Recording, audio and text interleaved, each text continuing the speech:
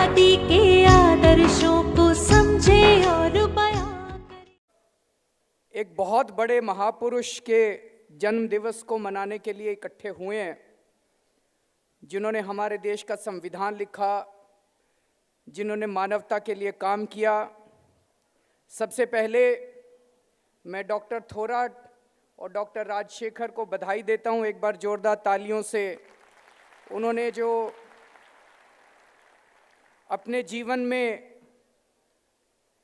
बाबा साहब अम्बेडकर के संदेश पे आगे चल के काम करने की कोशिश की, उसके लिए आज उनको दिल्ली सरकार द्वारा सम्मानित किया गया। मैं उन्हें बहुत बहुत बधाई देता हूं, शुभकामनाएं देता हूं। मैं राही साहब का शुक्रिया अदा करता हूं, पंजाब से आए और उन्होंने अपने गीतों से हमारे अंदर एक तरह से इंस्पायर करने की कोशिश की। आपका भी बहुत बहुत शुक्रिया। दोस्तों, बाबा साहब अम्बेडकर केवल दलितों के नेता नहीं थे, वो पूरे देश के नेता नहीं थे, वो पूरी दुनिया के नेता थे। वो एक ऐसे शख्स थे जिन्होंने एयर कंडीशन्ड कमरे के अंदर बैठ के कोई किताबें नहीं लिखी थी। वो एक ऐसे शख्स थे जो एक आम परिवार में पैदा हुए। उन्होंने छुआछूत को भुगता, अपनी जिंदगी के अंदर अन्याय को भुगता और वहां से उनके विचार निकल के आए और धीरे धीरे उन्होंने पूरे देश नहीं, पूरी दुनिया के अंदर अपना लोहा स्थापित किया। आज पूरे दुनिया के लोग उनके बताए हुए रास्ते, उनके संदेश के ऊपर चलने की कोशिश कर रहे हैं। पूरी दुनिया के लोग उनका लोहा मानते हैं। सबसे बड़ी बात मैं उनकी जिंदगी में एक चीज मानता हूं और वो है उनकी हिम्मत। उनमें अद्भुत साहस था। इतनी विषम परिस्थितियां उनके जीवन में आई। कई बार हम लोगों का जो संघर्ष है, हम लोगों के जीवन में भी कई बार ऐसे उतार चढ़ाव आते हैं जब हम लोग भी कई बार हतोत्साहित हो जाते हैं। उस वक्त मैं अपने मोबाइल फ़ोन पे इंटरनेट पे जाता हूँ, बाबा साहब अम्बेडकर का जीवन निकाल लेते हैं और उनके जीवन के 2 पन्ने पढ़ लो तो फिर इंस्पिरेशन आ जाती है, फिर ऊर्जा आ जाती है, फिर लड़ने की ताकत आ जाती है। लेकिन एक चीज़ है, उन्होंने जो संदेश दिए, संविधान के अंदर उन्होंने जो कुछ भी लिखा, आज भी उनके सपने अधूरे हैं। आज़ादी के 67 साल के बाद भी आज भी वही बातें, सारी की सारी वही बातें आज भी हमारे समाज के अंदर, आज भी हमारी राजनीति के अंदर वही विसंगतियां कायम हैं जिनके लिए वो लड़ते लड़ते उन्होंने अपनी जान कुर्बान कर दी, जिसके लिए वो पूरी जिंदगी लड़ते रहे। दोस्तों, मैं देख रहा था आज पूरे देश के अंदर बाबा साहब अम्बेडकर का बड़ी धूमधाम के साथ जन्म दिवस मनाया जा रहा है। अलग अलग पार्टी के नेता, अलग अलग पार्टियां उनकी मूर्ति पर मालाएं चढ़ा रही हैं। बड़े अच्छी बात है, करना चाहिए। लेकिन उन्होंने जो संदेश दिया, उस संदेश को हम कितना पालन करने की कोशिश कर रहे हैं। मुझे बड़ा अच्छा लगा आज प्रधानमंत्री जी मध्य प्रदेश में मऊ जिले में, जहां उनका 14 अप्रैल 1891 में जन्म हुआ था, माननीय प्रधानमंत्री जी वहां गए उनको श्रद्धांजलि देने के लिए, और वहां पर मैं उनका पूरा भाषण भी सुन रहा था प्रधानमंत्री जी का। उन्होंने भी यही बात कही कि बाबा साहब अम्बेडकर के जो सपने थे वो सपने आज भी अधूरे हैं, लेकिन उनके सपनों को पूरी करने की जिम्मेदारी किसकी है? उनके सपनों को पूरी करने की जिम्मेदारी उन्हीं लोगों की है जो संवैधानिक पदों के ऊपर बैठे हुए हैं। हम सब लोगों की जिम्मेदारी है। जो स्टेज के ऊपर बैठे हैं हमारी जिम्मेदारी है, मेरी जिम्मेदारी है, मनीष सिसोदिया की जिम्मेदारी है, गोपाल राय की, कपिल मिश्रा की जिम्मेदारी है, प्रधानमंत्री जी की भी जिम्मेदारी है। हम सब लोगों की जिम्मेदारी है कि बाबा साहब के सपने अगर अधूरे हैं तो क्यों अधूरे हैं, उसकी जिम्मेदारी संवैधानिक पदों पे बैठे हुए लोगों को लेनी पड़ेगी। केवल हम लोगों को 14 अप्रैल को बाबा साहब की मूर्ति के ऊपर माला पहना देने से काम नहीं चलेगा। मैं आपके समक्ष कुछ बातें रखना चाहता हूं। हो सकता है कुछ बातें कड़वी हो, क्योंकि सत्य कड़वा होता है, इसलिए पहले से ही माफी मांग लेता हूं अगर किसी को कोई बात बुरी लगे। रोहित वेमुला नाम के एक शख्स ने हैदराबाद के अंदर आत्महत्या की। आत्महत्या करने के लिए वो बेचारा मजबूर हुआ। कौन था रोहित वेमुला? रोहित वेमुला एक गरीब और दलित परिवार से आने वाला एक सामान्य लड़का था, बहुत ही गरीब परिवार का लड़का था। उसके घर में भी खाने को नहीं थे, कुछ नहीं था। जो स्कॉलरशिप उसको मिला करती थी, उस स्कॉलरशिप से वो अपनी माँ को पैसे भेजता था, जिससे उसके घर का गुजारा हुआ करता था। ऐसा शख्स, और वो अपनी यूनिवर्सिटी में बड़े अच्छे नंबर लाया करता था। ऐसे व्यक्ति को तो समाज को सराखों पे उठा लेना चाहिए। पूरे समाज को कोशिश करनी चाहिए कि दलित और गरीब परिवार से आने वाला ऐसा लड़का, अगर उसे किसी भी तरह की तकलीफ हो तो उसकी तकलीफ को दूर करने की जिम्मेदारी सरकार और समाज दोनों की है। लेकिन क्या हुआ उसके साथ? उसकी गलती क्या थी? उसकी गलती थी कि बाबा साहब अंबेडकर के नाम से उसने एक संस्था बना ली। बाबा साहब अंबेडकर के विचारों का प्रचार करने के लिए उसने एक संस्था बना ली। उसके अंदर उन्होंने मीटिंग करनी चालू की। वहां की लोकल अखिल भारतीय विद्यार्थी परिषद के लोगों ने उनकी शिकायत की, यूनिवर्सिटी ने शिकायत की, जांच की, शिकायत बेबुनियाद पाई गई, रोहित का कोई दोष नहीं पाया गया। लेकिन उसके बावजूद केंद्र सरकार के अंदर बैठे हुए 2 मंत्रियों ने एक के बाद एक चिट्ठी लिखी हैदराबाद यूनिवर्सिटी को कि इनको सस्पेंड किया जाए। क्या जरूरत थी केंद्र सरकार के अंदर बैठे हुए 2 मंत्रियों को लिखने की चिट्ठी? उन्होंने चिट्ठी लिखी कि इनको सस्पेंड किया जाए। 5 दलित लड़कों को सस्पेंड कर दिया गया। ऐसे लगता है जैसे दलित ही गुनहगार थे। 5 दलित लड़कों को सस्पेंड कर दिया गया। रोहित वेमुला चिट्ठी लिखता है वीसी को। चिट्ठी की कॉपी आप लोगों ने पढ़ी होगी, इंटरनेट पे चल रही है। रोहित वेमुला बार बार कहता है जी मैं बहुत गरीब परिवार से आता हूं, अगर आपने मेरे को सस्पेंड कर दिया मेरी स्कॉलरशिप बंद हो जाएगी, मेरा परिवार लुट जाएगा, प्लीज मुझे सस्पेंड मत करो, मेरा करियर बर्बाद हो जाएगा। लेकिन वो नहीं माने मंत्री। सस्पेंड करने के बाद जब उससे बर्दाश्त नहीं हुआ तो रोहित वेमुला को आत्महत्या करनी पड़ी। मैं ये जानना चाहता हूं आज पूरे समाज से कि क्या मऊ जाने से और बाबा साहब अंबेडकर की मूर्ति पे माला पहना देने से बाबा साहब के सपने पूरे हो सकते हैं क्या? बाबा साहब, इसमें 2 चीजें हैं। पहली चीज, जिन मंत्रियों ने रोहित वेमुला को आत्महत्या करने के लिए मजबूर किया, उन मंत्रियों को सजा मिलनी चाहिए कि नहीं मिलनी चाहिए? उनको सजा दिलवाने की जिम्मेदारी किसकी है? दूसरी चीज, हमें ऐसी व्यवस्था स्थापित करनी होगी कि इस देश के अंदर कोई रोहित वेमुला आगे से आत्महत्या ना करने पाए, उसे आत्महत्या करने की जरूरत ना पड़े। बाबा साहब अंबेडकर जब कोलंबिया यूनिवर्सिटी में पढ़ते थे, उनके एक प्रोफेसर थे जॉन डेवी, जॉन ड्यू था या जॉन डेवी, मेरी प्रोनाउंसिएशन ठीक नहीं है। वो उनको बहुत मानते थे बाबा साहब अंबेडकर, जॉन डेवी साहब को। जॉन डेवी साहब का कहना था कि अगर हमें समाज से अन्याय खत्म करना है, अगर हमें समाज से गैर बराबरी खत्म करनी है, तो शिक्षा, अकेली शिक्षा कर सकती है। बाबा साहब अंबेडकर को इस पे उनसे असहमति थी। बाबा साहब अंबेडकर का कहना था कि शिक्षा बहुत जरूरी है, लेकिन शिक्षा के साथ साथ संविधान के अंदर केवल शिक्षा से काम नहीं चलेगा। शिक्षा तो होनी है, लेकिन केवल शिक्षा के भरोसे रह गए तो कई साल लग जाएंगे। उन्होंने कहा संविधान के अंदर बराबरी का हक डालो और संवैधानिक पदों के ऊपर रहने वाले लोगों पर यह जिम्मेदारी करो कि अगर कोई बराबरी का हक ना दे तो उनके खिलाफ कार्रवाई की जाए। आज जब रोहित वेमुला आत्महत्या करता है तो संवैधानिक पदों पर रहने वाले लोग क्या कर रहे हैं, अभी तक उसके ऊपर कार्रवाई क्यों नहीं हुई है? यह सबसे बड़ी बात है। संविधान बहुत खूबसूरत है, संविधान करिश्माई है। इससे बड़ा करिश्मा संविधान का क्या हो सकता है कि मेरे जैसा आम आदमी जिसकी कोई हैसियत नहीं है, ये जितने एमएलए बैठे हैं इनमें से किसी की कोई हैसियत नहीं है, ये जितने मंच पे बैठे हैं इनकी किसी की कोई हैसियत नहीं है, हम जैसे लोग इस करिश्माई संविधान की वजह से मुख्यमंत्री बन जाते हैं। इससे बड़ा करिश्मा क्या हो सकता है? संविधान बहुत ही खूबसूरत है। संविधान दुनिया का सबसे बेहतरीन डॉक्यूमेंट है जो बाबा साहब अंबेडकर ने बनाया, लेकिन आज हमारे देश की सारी प्रॉब्लम्स की जड़ यह है कि संविधान के परखच्चे उड़ाए जा रहे हैं, संविधान को लागू नहीं किया जा रहा है। बाबा साहब अंबेडकर ने 3 शब्द दिए, बहुत ही खूबसूरत शब्द हैं, जिनको प्रीएम्बल के अंदर डाला गया है। Liberty, equality and fraternity. आजादी, बराबरी और भाईचारा। लेकिन आज मैं पूछना चाहता हूं कि इन तीनों शब्दों के पर खच्चे उड़ाए जा रहे हैं।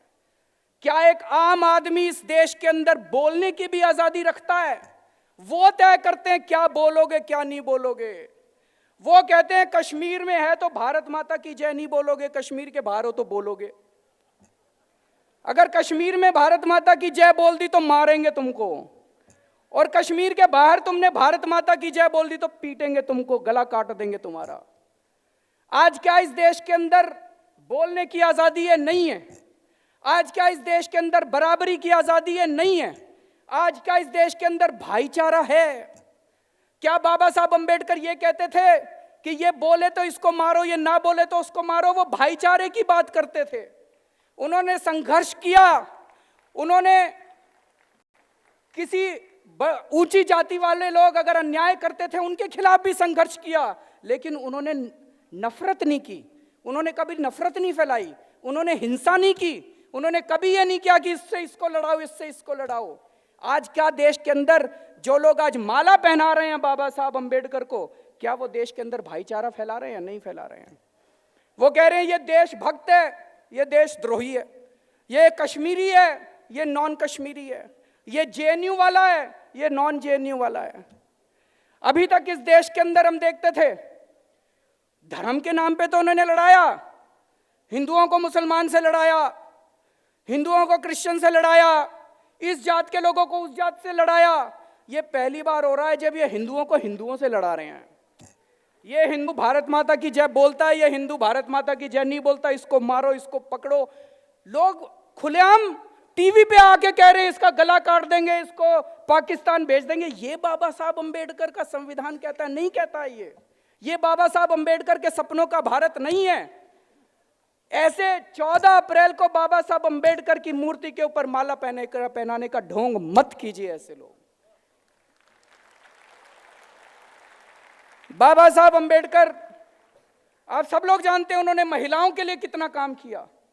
ऐसे वक्त आज तो फिर भी आज भी महिलाओं की स्थिति हमारे देश के अंदर अच्छी नहीं है, लेकिन उस वक्त सोचिए बाबा साहब अंबेडकर 1891 में उनका जन्म हुआ, जब महिलाएं घर के अंदर रहने के लिए मजबूर होती थी। बाल विवाह था, बाल विवाह के खिलाफ उन्होंने आवाज उठाई। उन्होंने महिलाओं के लिए बहुत काम किया, बहुत काम किया। लेकिन आज कौन लोग माला पहना रहे हैं बाबा साहब अंबेडकर को? जो लोग आज बाबा साहब अंबेडकर को माला पहना रहे, वो ट्विटर के ऊपर आके लड़कियों को मां बहन की गालियां दे रहे हैं, सोशल मीडिया के ऊपर मां बहन की गालियां दे रहे हैं। वो लोग जाके बाबा साहब अंबेडकर को माला पहना रहे हैं। लेकिन मुझे दुख तब होता है, ऐसे हर समाज के अंदर इस किस्म के गलत लोग होते हैं, दुख तब होता है जब इस किस्म की गंदी, और किस किस को दे रहे हैं? एक टीवी चैनल की बहुत बड़ी पत्रकार है जिसका रोज आप टीवी में प्रोग्राम देखते हैं, उसको फोन कर करके गाली दी जा रही है, तू बाहर निकल तेरा ये कर देंगे।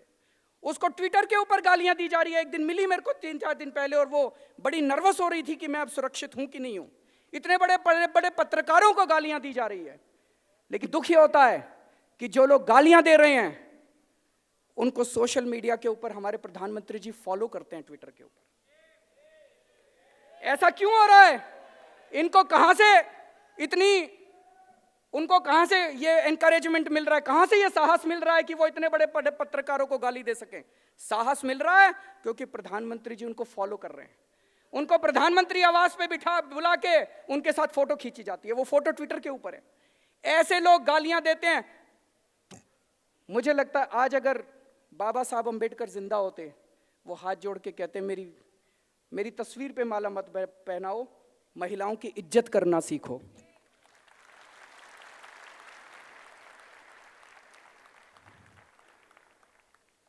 विजयदशमी के दिन हम सब लोग जानते हैं बाबा साहब अंबेडकर ने बुद्ध धर्म को अपनाया था। विजयदशमी के दिन नागपुर के अंदर 2 घटनाएं घटती हैं हर साल। आरएसएस के हेडक्वार्टर के अंदर शस्त्र पूजा होती है, और नागपुर के अंदर भारी तादाद में पूरे देश से, दलित समाज से लोग इकट्ठे होते हैं और बाबा साहब अंबेडकर को याद करते हैं जिस दिन उन्होंने अपना धर्म परिवर्तन किया था। और 2 साल से मात्र चंद लोग जो आरएसएस के हेडक्वार्टर में शस्त्र पूजा करने के लिए इकट्ठे होते हैं, उसका दूरदर्शन लाइव टेलीकास्ट करता है। लेकिन लाखों दलित जो बाहर मैदान के अंदर नागपुर के अंदर इकट्ठे होते हैं अपने बाबा साहब अंबेडकर को याद करने के लिए, उनका दूरदर्शन लाइव टेलीकास्ट नहीं करता है। अभी आप सबने एनसीईआरटी सुना होगा, national council for educational research and training. NCERT उसकी जो राष्ट्रीय परिषद है, उस राष्ट्रीय परिषद के जो चेयरमैन है वो यूनियन एचआरडी मिनिस्टर होती हैं, स्मृति ईरानी जी उसकी चेयरपर्सन है। और उसके जो मेंबर होते हैं वो देश के जितने राज्य हैं, हर राज्य का शिक्षा मंत्री उसका मेंबर होता है। अभी पिछले हफ्ते उनकी मीटिंग हुई। मनीष सिसोदिया जी दिल्ली के शिक्षा मंत्री हैं, इनको वहां जाने का मौका मिला। ये वहां गए और लौटने के बाद ये पूरा किस्सा मुझे बता रहे थे कि उस मीटिंग में क्या हुआ। एनसीईआरटी की मीटिंग में इन्होंने बताया 5 मिनट, पहले 5 मिनट में जो उनका फॉर्मल एजेंडा था वो पूरा कर लिया। और उसके बाद चर्चा शुरू हुई, उसमें कई बीजेपी शासित राज्यों के भी शिक्षा मंत्री थे। चर्चा शुरू हुई कि सावरकर को स्कूलों के सिलेबस में लाया जाना चाहिए कि नहीं लाया जाना चाहिए। मनीष ने उसका विरोध किया। आधा घंटा पौना घंटा इसकी चर्चा चली कि सावरकर को स्कूलों में पढ़ाना चाहिए कि नहीं पढ़ाना चाहिए। जब मनीष ने विरोध किया, उनको लगा बाहर बात फैल जाएगी, तो स्मृति जी कहते हैं नहीं नहीं, इसको बात को यहीं खत्म करते हैं, हम नई शिक्षा नीति बना रहे हैं उसमें डाल देंगे, इसको बाद में आपको बताएंगे इसके बारे में। मैं आज मनीष सिसोदिया से अपील करना चाहता हूं, उन लोगों को सावरकर पढ़ाने दो, आप दिल्ली के सारे स्कूलों में अंबेडकर साहब को पढ़ाइए।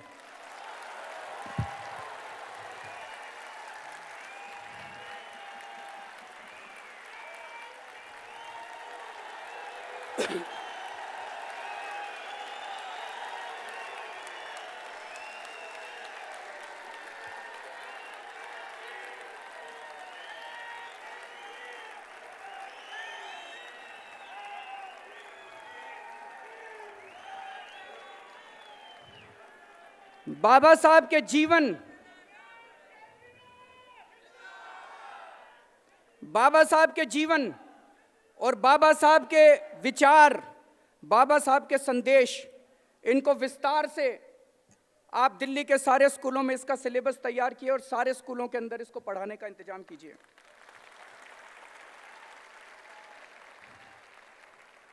बाबा साहब अंबेडकर वो खुद छुआछूत का शिकार हुए थे। उन्होंने खुद ने अपनी जिंदगी के अंदर अन्याय बर्दाश्त किया था, इसलिए उन्होंने संविधान के अंदर रिजर्वेशन की व्यवस्था की थी। वो जानते थे कि ये समाज वो समाज है जिसने सदियों सदियों से अन्याय बर्दाश्त किया, सदियों से उन्होंने छुआछूत बर्दाश्त किया है। अगर उस समाज को अपने को बराबर लाना है तो अपने को उनको रिजर्वेशन देना पड़ेगा।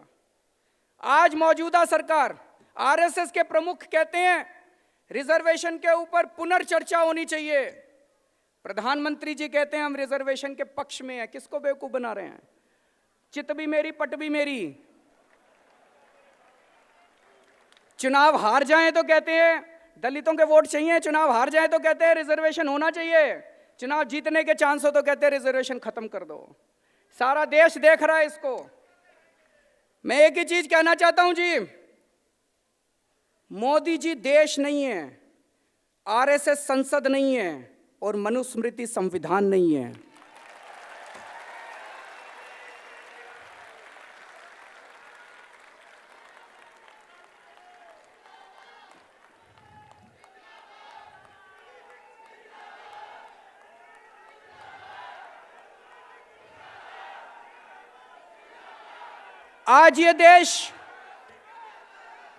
आज ये देश कौन से संविधान से चलाने की कोशिश की जा रही है? बाबा साहब अंबेडकर के संविधान से या मनुस्मृति के संविधान से? हम ये बर्दाश्त नहीं करने वाले, ये देश ये बर्दाश्त नहीं करने वाला। बहुत सालों के संघर्ष के बाद, बहुत सालों की लड़ाई के बाद आजादी मिली थी और आजादी के बाद बाबा साहब अंबेडकर ने हमें यह संविधान दिया है। इस संविधान के लिए हम अपनी जान की बाजी लगा देंगे, लेकिन इस संविधान के विरुद्ध कोई काम नहीं होने देंगे। आज इन्होंने संविधान के परखच्चे उड़ा रखे हैं इन्होंने। अरुणाचल के प्रदेश के अंदर सरकार तोड़ दी, खरीद लिए, सरकार तोड़ दी, सरकार गिरा दी। बाबा साहब अंबेडकर का संविधान तो ये नहीं कहता। बाबा साहब अंबेडकर संविधान कहता है चुनाव लड़ो, जीत के आओ। चुनाव लड़ने की ताकत नहीं बची अब सरकारें तोड़ेंगे, सरकारें गिराएंगे। अरुणाचल प्रदेश की सरकार तोड़ दी, उत्तर प्रदेश की सरकार तोड़ दी, अब कह रहे हैं दिल्ली के 21 एमएलए बर्खास्त करेंगे। कर लो बर्खास्त, आ जाओ मैदान में, चुनाव लड़ते हैं।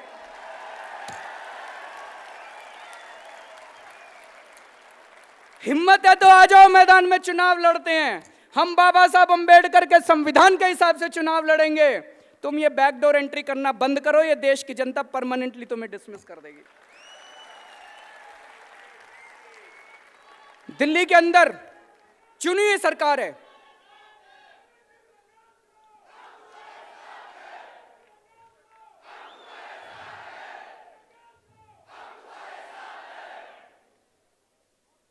बाबा साहब अंबेडकर ने संविधान में लिखा है कि चुनाव होंगे, लोग चुन के आएंगे, जनतंत्र है। उस जनतंत्र के हिसाब से विधानसभा बनती है, उसके हिसाब से कैबिनेट बनती है, और वो जनता की मर्जी के हिसाब से अपना काम करते हैं। पिछले 1 साल से आप देख रहे हो किस तरह से ये कह रहे हैं दिल्ली सरकार की पावर नहीं है, दिल्ली सरकार की पावर नहीं है, एलजी की पावर है, केंद्र की पावर है।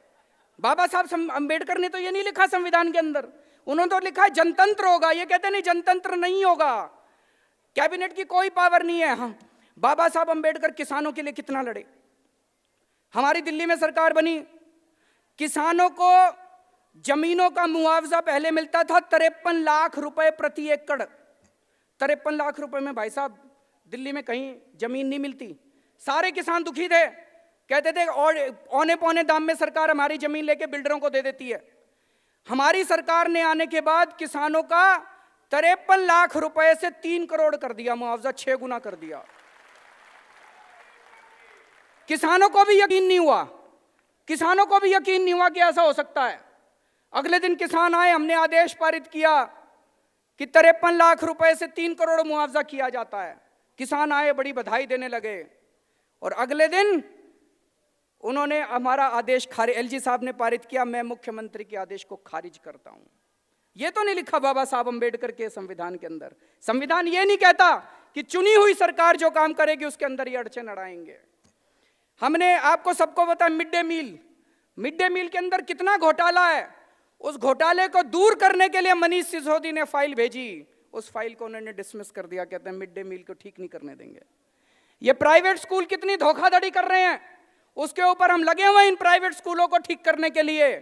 उसके लिए हमने पूरी विधानसभा ने बैठ के, इन सारे एमएलए ने बैठ के विधानसभा के अंदर चर्चा करी और एक कानून पास किया कि प्राइवेट स्कूलों के सारे अकाउंट्स को चेकिंग करने की जिम्मेदारी सरकार की होनी चाहिए कि नहीं होनी चाहिए। हमने कानून पास किया, उस कानून को इन्होंने लेके बैठ गए, उस कानून को भी इन्होंने पास नहीं होने दिया। दिल्ली के अंदर कई मजदूरों को न्यूनतम मजदूरी नहीं मिल रही, मिनिमम वेज नहीं मिल रहे। क्यों नहीं मिल रहे? कानून में जाके देखो कि अगर कोई मिनिमम वेज नहीं देता उसके ऊपर 500 रुपए की पेनल्टी है भाई साहब, 500 या 1000 रुपए की पेनल्टी है बस। अब 1000 रुपए की पेनल्टी है तो कोई क्यों न्यूनतम मजदूर। हमने उसके अंदर प्रावधान किया, पेनल्टी को बढ़ाया, जेल की सजा का प्रावधान किया। उस कानून को ये लोग बैठ गए, उसको भी। मैं ये कहने की कोशिश करता हूं कि एक चुनी हुई सरकार है दिल्ली के अंदर, उस चुनी हुई सरकार को ये काम नहीं करने देते जो जनता की भलाई के लिए काम कर रही है, जिसको ऐतिहासिक मैंडेट मिला है, जिसको 70 में से 67 सीट मिली है, जिसमें इनकी पार्टी का सफाया हो चुका है, उसके बावजूद भी इस सरकार को काम नहीं करने देते। ये बाबा साहब अंबेडकर के संविधान में नहीं लिखा दोस्तों। तो ये मैं आज सवेरे से टीवी देख रहा था, होड़ लगी हुई है पार्टियों के अंदर बाबा साहब अंबेडकर को माला पहनाने की। क्यों कर रहे हैं ये लोग? इनको दलितों के वोट चाहिए। गलत तो नहीं कह रहा भाई साहब? वोटों के लिए कर रहे हैं। अगर असली में इनके दिल में कुछ श्रद्धा होती बाबा साहब के लिए तो संविधान फॉलो करते। वोटों के लिए कर रहे हैं। इनको क्या लगता है दलित मूर्ख हैं? दलित नहीं देख रहे कि ये क्या कर क्या रहे हैं? कथनी और करनी में कितना फर्क है। मुंह पे बाबा साहब अंबेडकर की बात करते हैं, अंदर जाके संविधान का गला घोटते हैं। तो दलित आपको वोट नहीं देने वाले अगर आप अपनी हरकतें नहीं सुधारोगे तो। आम आदमी पार्टी है जो बाबा साहब अंबेडकर के बताए हुए रास्ते पे चल रही है। आज हमारे घोर विरोधी, जितने घोर विरोधी हैं, वो क्या कहते हैं? उनकी सबसे बड़ी शिकायत क्या है? सबसे बड़ी शिकायत है आम आदमी पार्टी गरीबों की पार्टी है जी। हाँ, हम हैं गरीबों की पार्टी, बड़ा फक्र होता है मेरे को कहते हुए। हम गरीबों की पार्टी हैं, हम दलितों की पार्टी हैं, हम पिछड़ों की पार्टी हैं। हाँ, हम हैं गरीबों की पार्टी। तुम भी बनो ना, तुम कुछ करो गरीबों के लिए। ये कुछ करेंगे नहीं, कहते गरीबों की पार्टी, हमें बड़ा फक्र है।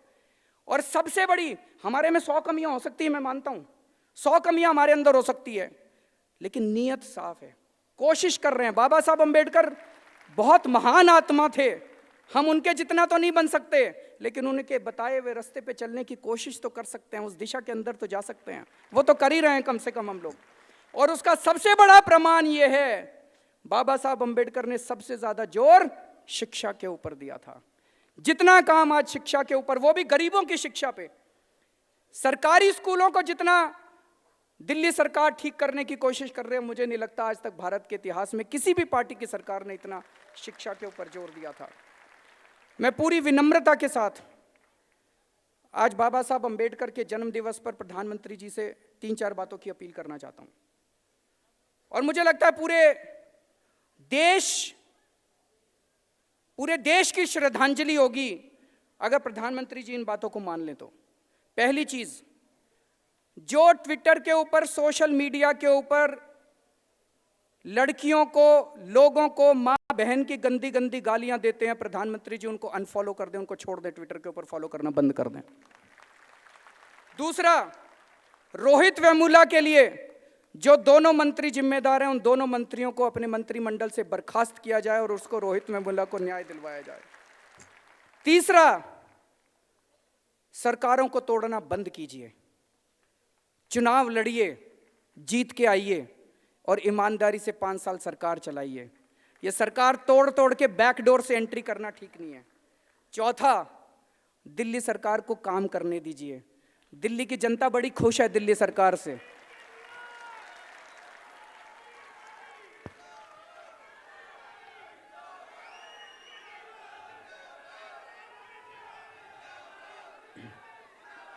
और पांचवा, ये जो इन कुछ लोगों ने गुंडागर्दी मचा रखी है देश के अंदर, भारत माता की जय नहीं बोलोगे तो मारेंगे, पीटेंगे, ये खाओगे तो मारेंगे, वो नहीं खाओगे तो पीटेंगे। अगर कोई आगे से ऐसा करने की हिम्मत करता है, सीधा उसको जेल भेजिए, ये बंद कीजिए ये गुंडागर्दी जो इस देश के अंदर चल रही है। दोस्तों, फिर से आप सब लोगों को बाबा साहब अंबेडकर के जन्म दिवस की ढेर सारी शुभकामनाएं। हम लोग भी जब यहाँ से जाएं, ये कसम खा के जाएं कि उनके बताए हुए रास्ते पे चलने की पूरी कोशिश करेंगे।